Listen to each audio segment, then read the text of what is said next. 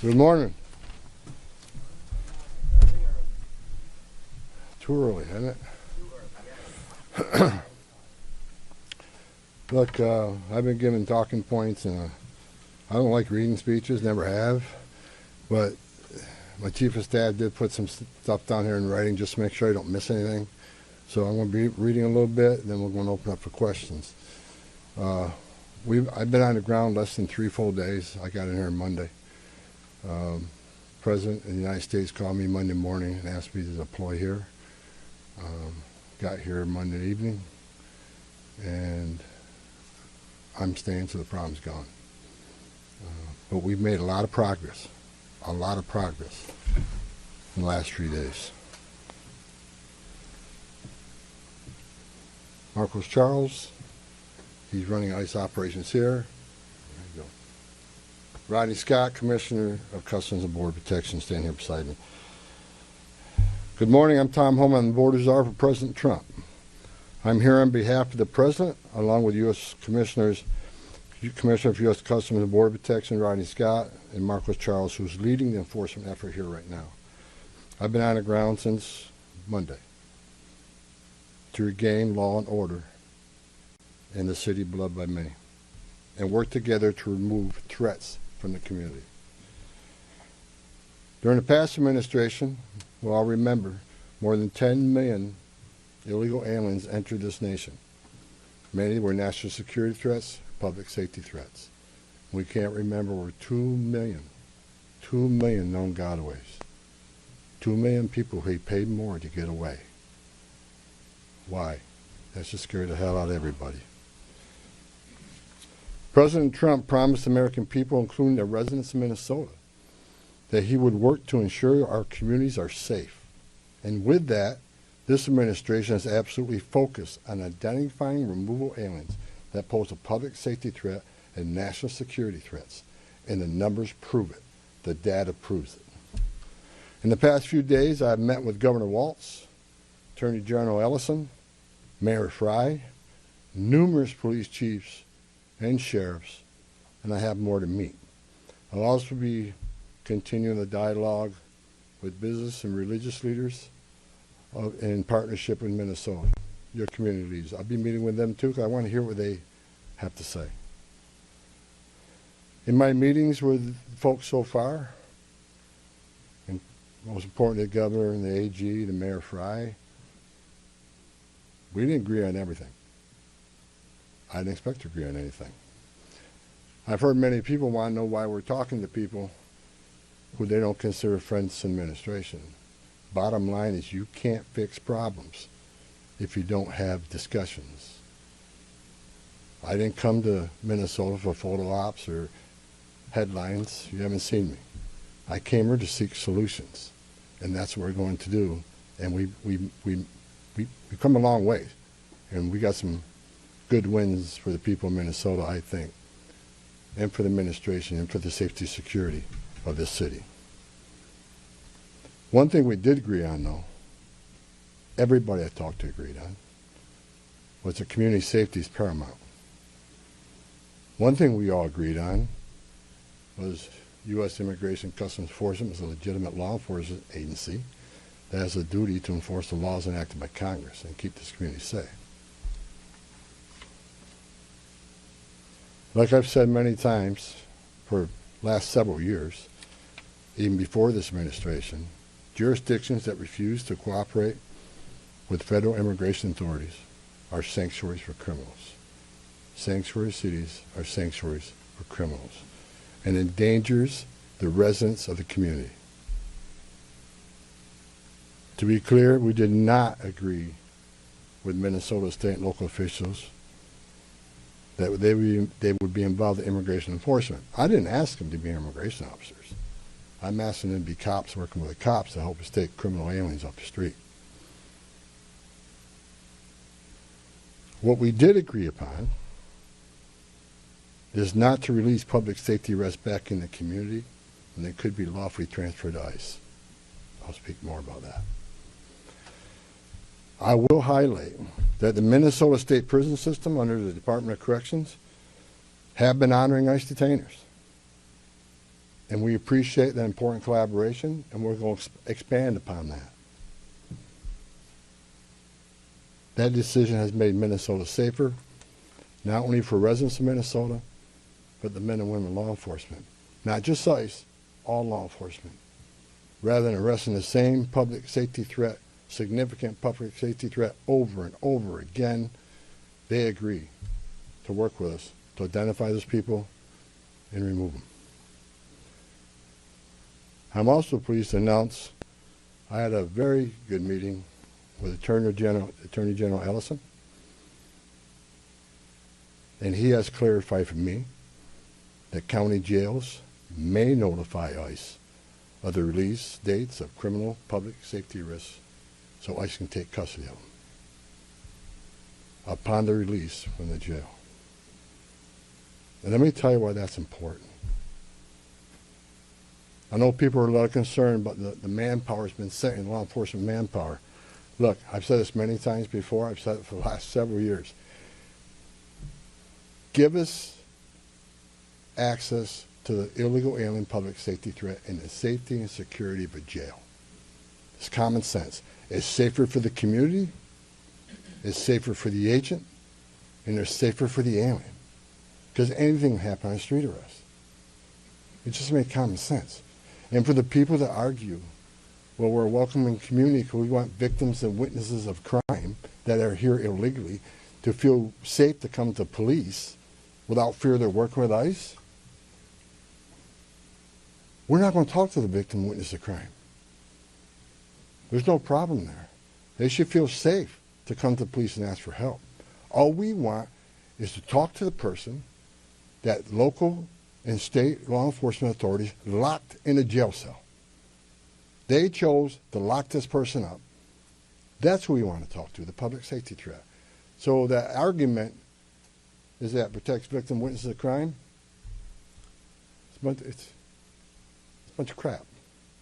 Victims and witnesses of crime don't want the bad guy back in their neighborhood either. So great progress with the Attorney General and local sheriffs. And one thing, when we have these agreements, it takes less law enforcement agents to do the job. One agent can arrest one bad guy in the safety and security of a jail where he's behind the wire. We know we don't have weapons. But when you normally release that public safety threat, illegal alien back in the community, we have a job to do. We're going to arrest him. So we're going to find him. And what happens is now we got to arrest somebody on his turf. We have access to who knows what weapons. Now we got to send the whole team out. Cover the back door, cover the front door, officer safety reasons. Then because of the hateful rhetoric and the attacks on ICE officers, now we got to send a security team behind the arrest team. So what could have been done with one person in a safety and security jail, now we got 15, 16 people out there doing it. I know that causes stress in the community. So if we get these agreements in place, that means less agents on the street. More agents in the jail means less agents in the street. This is common sense cooperation that allows us to draw down on the number of people we have here. Yes, I said it. Draw down the number of people here. Because we have the efficiency and safety of the jails and the prison. Matter of fact, I have staff from CBP and from ICE working on a draw-down plan. What does that look like based on the cooperation? What does that look like based on how many targets we have left to find? In my meetings with Governor Walz, A.G. Ellison, and Mayor Fry, as well as state and local law enforcement, again, I appreciate they all acknowledge that we do have federal immigration laws in this country that have been passed by Congress, and that ICE is in fact a legitimate law enforcement agency charged with enforcing those laws. We're not making this up, folks. ICE is enforcing laws enacted by Congress. They're a federal statute. That said, I'm not here because the federal government has carried this mission out perfectly. First thing I said to senior staff when I walked in here, That's what I told you earlier. I didn't come here looking for photo ops or headlines. I come here looking for solutions. I do not want to hear that everything's been done here has been perfect.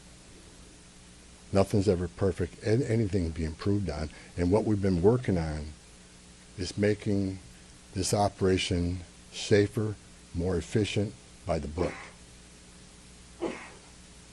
The mission is going to improve because of the changes we're making internally. No agency or organization is perfect. And President Trump and I, along with others in the administration, have recognized that certain improvements could and should be made. That's exactly what I'm doing here. As such, in meetings I've had with federal law enforcement managers, including ICE and CBP and other federal partners, as well as state and local officials, I have conveyed the President's expectations with regard to federal immigration enforcement efforts. We will conduct targeted enforcement operations. Targeted. What we've done for decades. When we hit the streets, we know exactly who we're looking for. Good idea where we may find them. You have a criminal history. You have their immigration history. A lot of information about this person that we get from numerous databases out there. Targeted, strategic enforcement operations. That's traditionally been the case, and that's where we're going. That's what we're going to continue to do and improve upon that. With a prioritization on public safety threats. I want to be clear. I don't read a lot of social media. I don't read a lot of media. I don't believe half what I see. We are not surrendering the President's mission in immigration enforcement. Let's make that clear. Prioritization of criminal aliens doesn't mean that we forget about everybody else. That's just simply ridiculous. But when you have a criminal standing here and a non-criminal standing there, that criminal always should be targeted first because he's a significant concern to the safety and security of the community. By and large, for decades, ICE and CBP have carried out their duties with integrity, professionalism, and compassion. That remains the expectation under President Trump, and I will, hold our agents and officers to that standard. I'm almost done, then Tom can be Tom. As far as the agitators, that said, I want to reiterate and make very clear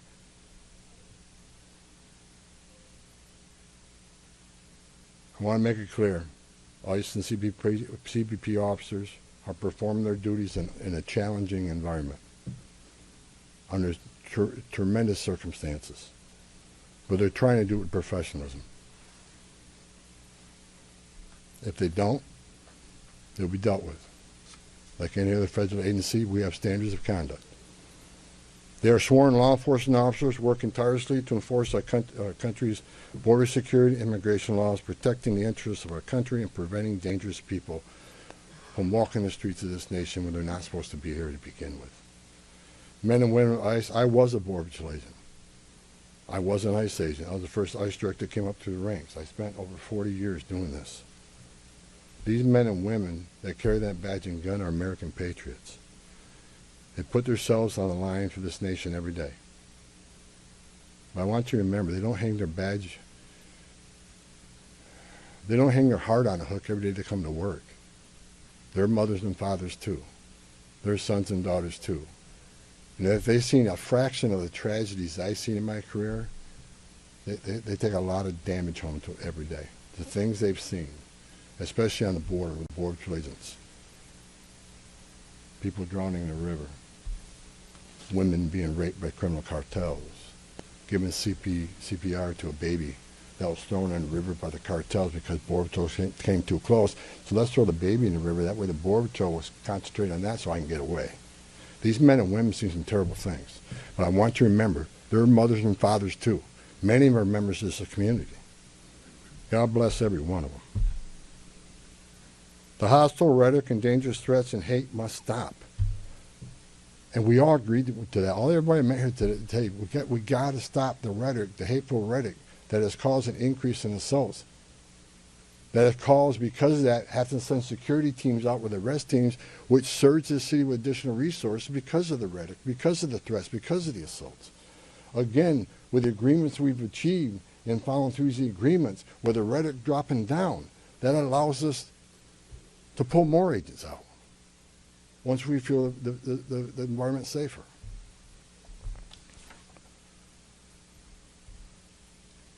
I begged for the last 2 months on TV for the rhetoric to stop. I said in March, if the rhetoric didn't stop, there's going to be bloodshed. And there has been. I wish I wasn't right. I don't want to see anybody die. Not officers, not members of the community, and not the targets of our operations. For the people out there who don't like what ICE is doing, if you want certain laws reformed, then take it up with Congress. Again, ICE is making this up. They're enforcing laws enacted by Congress and signed by the President. The same laws have been on the books for the last 6 presidents I worked for. I started with President Reagan and ending with President Trump. Every administration, we enforce the same laws. If you don't like what ICE is doing, instead of protesting this building, go protest Congress. Tell me you want changes. You have your First Amendment rights. I support that. You have the right to protest. I'm just asking you to keep it peaceful.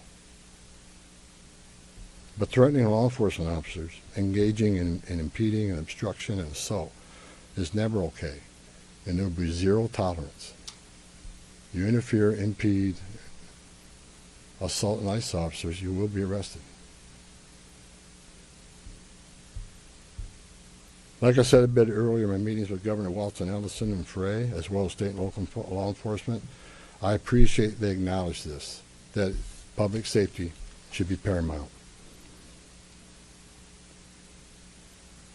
The chiefs I've talked to committed to responding to 911 calls when protesters turn violent, agents are in a dangerous situation, and there's assaults. They have committed to upholding public safety and responding to the needs, not to enforce immigration law, but to keep the peace. With that, I call upon those officials to stand shoulder to shoulder with us to tone down the dangerous rhetoric and condemn all unlawful action against law enforcement in the community. There are many ways your voice can be heard, express your feelings, and affect change in the country without crossing that line. Political and other disagreements in this realm should not be at the expense of public safety or the safety of federal law enforcement officers. In closing, I want to thank the state and local officials here in Minnesota that I met with and the many I'm going to meet with. We've had meaningful dialogue. And look, again, we didn't agree on everything, but we agreed on the things I just talked about. There's much more we can do. And I'm going to continue this dialogue. I got many more community leaders to talk to. I got many more sheriffs to meet. President Trump wants this fixed. And I'm going to fix it. With your help. I want to thank President Trump for his unwavering commitment to public safety and prosperity of every American. Under the President's leadership, we have the most secure border in the history of this nation, which means less women are being raped, less children are dying crossing that border, less fentanyl is getting in this country to kill Americans, less known suspected terrorists are crossing that country, and we don't have 2 million unknown gotaways. We don't know who the hell they are. A secure border, we have stronger national security. A secure border saves lives. When 96% less people are coming, how many women aren't being sucked to by members of the cartel? How many people aren't dying making that journey? How many Americans aren't dying of fentanyl overdoses? How many women and children aren't being sex trafficked in this nation? The data proves it. Anybody can find that data. So God bless this great nation. God bless Minnesota. We can do better. And I thank your local and state leaders meeting with me. We made some significant gains, significant coordination and cooperation And you're going to see some massive changes occurring here in this city. Thank you. Mr. Homan, for engagement Hold on, right here. Thank you so much. Mr. Homan, Giovanna Delorto with the Associated Press. Based on how you have described these changes in the mission, can you be more specific about the objectives of Operation Metro Surge? If what you have described changes the parameters for interior enforcement only in Minnesota or also in Maine and other places?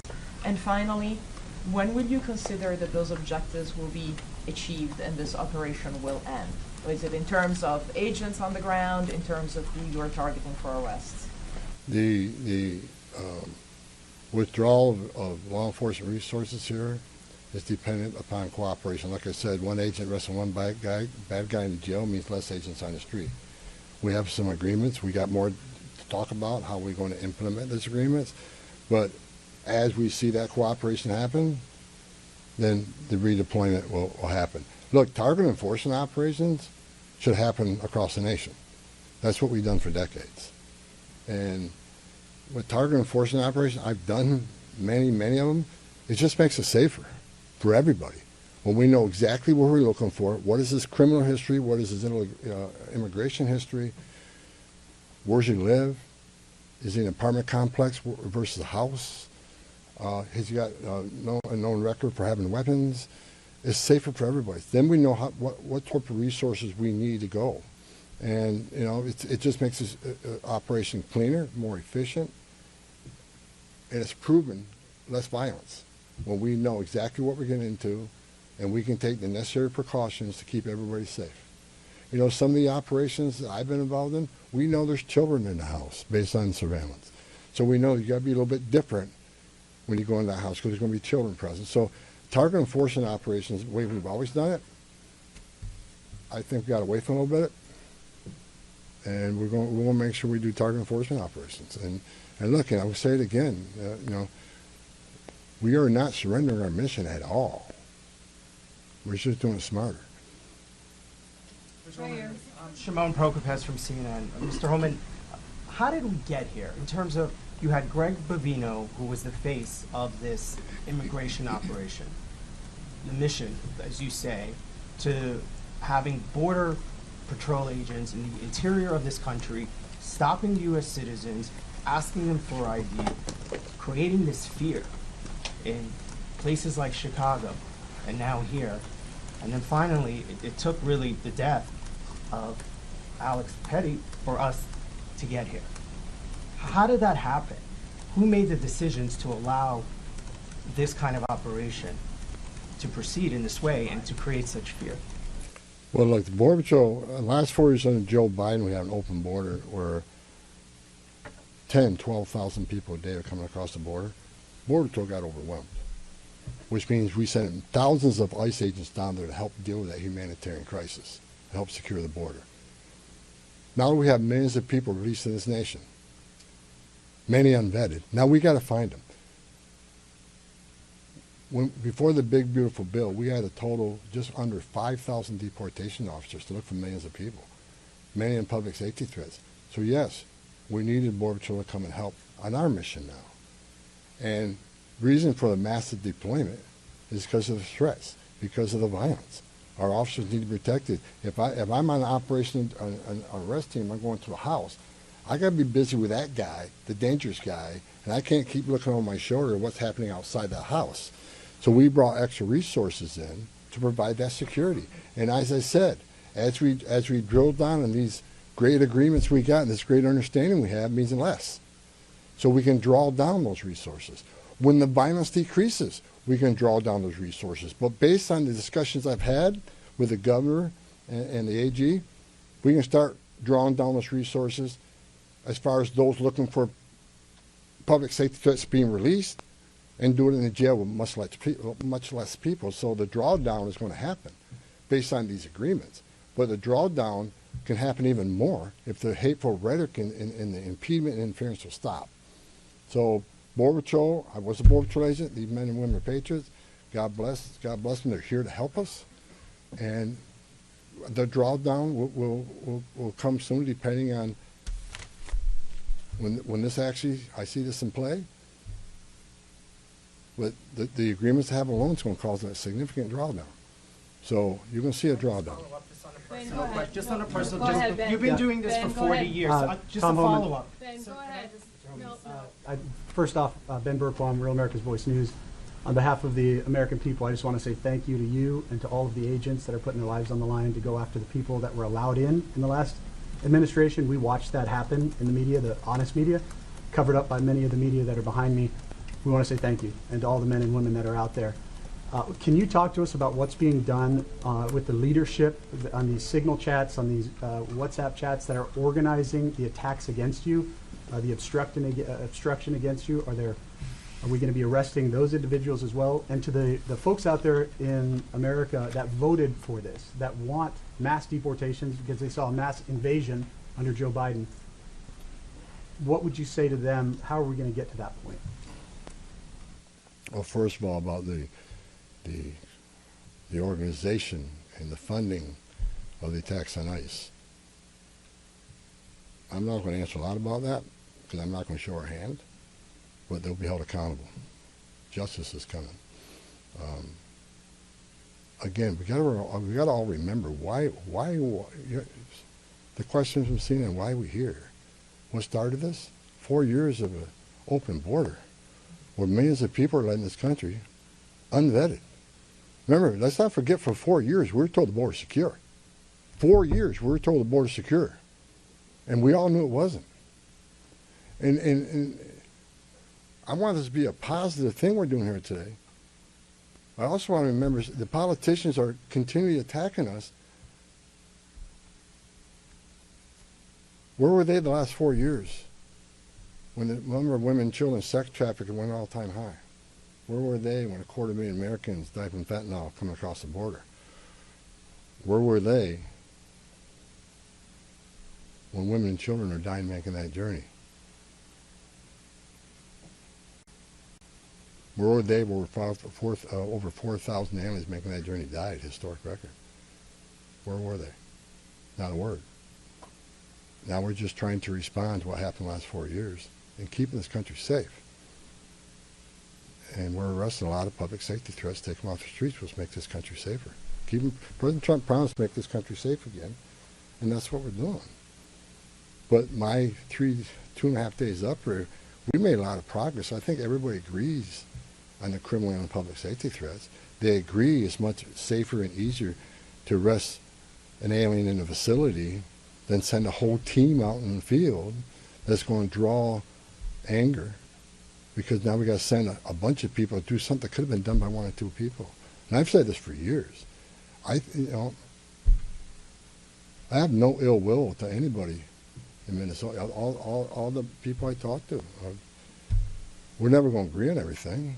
We have different philosophies and different opinions on immigration, but we all agree this is a way to go to reduce safety, reduce crime, not reduce safety, reduce crime and increase safety for our operations. More people in the jail means less people on the street.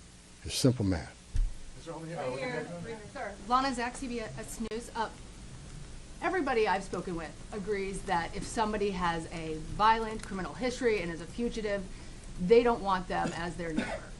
But when you're talking about a targeted operation, and are you talking about targeting people whose crime is coming to this country, or is it a more specific definition now? All operations will be targeted, but the prioritization are going to be criminal aliens, public safety threats, and national security threats. I've met with Marcos and his staff.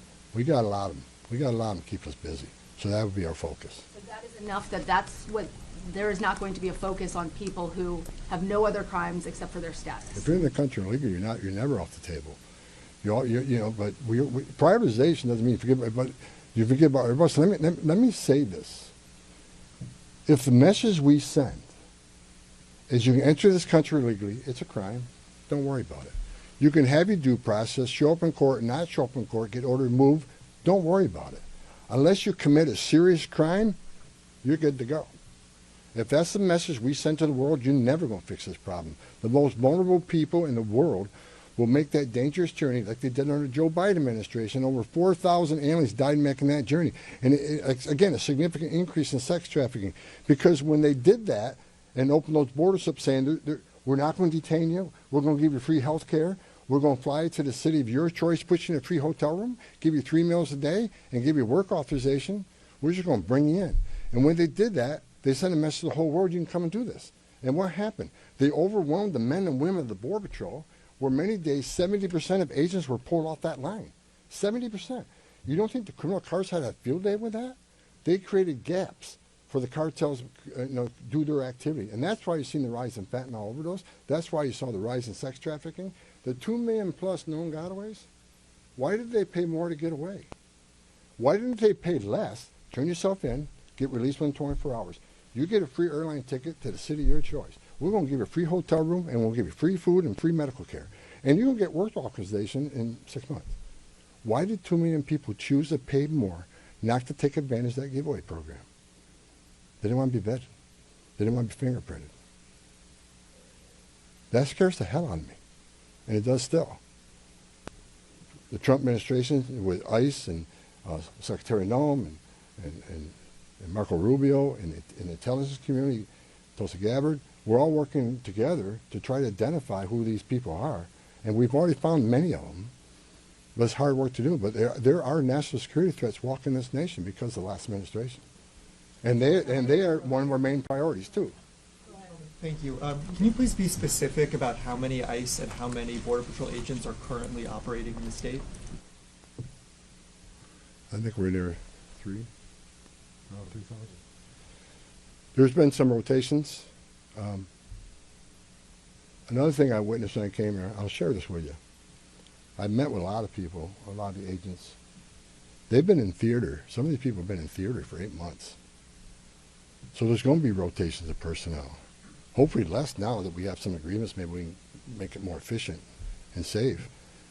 But they've been in theater a long time. And so, there's rotations happen all the time to get people out here and go home, get some rest and see their families. Day after day, can't eat in restaurants, day after day, having people spit on you and blow whistles at you, day after day, having all these threats at you, day after day, having people trying to interfere with you, day after day. They're human. So, we've got to rotate these people, and we've already rotated some, but my main focus now is drawdown based upon the great conversations I've had with your state and local leaders. Again, I'm not a fool. I'm not walking away without seeing this put in place. But I take the word of the people I met with. I think they're honest. I think they're good brokers, that they want public safety protected. And they also want what's happening in the city to go away. And that's my goal. Last question in the back. Mueller Newsmax. The new video of Alex Preddy is now circulating. Your reaction to that, and do you think law enforcement could have played a role if, let's say, Minneapolis police were able to respond to that? Have those top law enforcement officials said they'll help or do anything to help these agents who are out here? I'm not going to comment on any of these shootings. I said from day one, I said on any of these shootings, as a career law enforcement officer, we'll let the investigation roll out, let the investigation play out, and let it go where it goes. I'm not going to come out and make any comments that I think is right, wrong. Do I have an opinion? Yeah. My personal opinion, but I'm not going to share that with you. I'm going to tell you, let the investigation play out and see where it goes. But again, the president, one of the words he said to me when I came up here, he said he didn't want to see anybody die. The less interference, the less rhetoric, the less, I have buried Border Patrol agents and I've buried ICE agents throughout my career, and the saddest thing I've ever done is hand a folded flag to a wife or a child. I don't want to see anybody die, even the people we're looking for. I don't want to see anybody die. And despite what people think of Tom Homan, I say a prayer every night that everybody goes home safe. This isn't good. But I think my conversations the last 2.5 days are leading us to a safer community, letting ICE officers operate in the safety and security of a jail more than on the street. I think anybody here with common sense would say it's safer to arrest a public safety threat and the safety and security of a jail. And let me tell you, what is that going to result in? Less collateral arrests. When we go find that bad guy, when we find that bad guy, many times it's with others. Well, guess what? They're in the country illegally. We're going to enforce immigration law. They're coming too. You want less collateral arrest? Less in the jail. But we're going to enforce immigration law. For the people to say we're here to surrender our authority and the mission of enforcing immigration law, you are wrong. We're going to do target enforcement operations, and we're going to prioritize the public safety threats and national security threats. That is what we're here to do. Sir, no more questions. Go ahead. No more questions, guys. Thank you.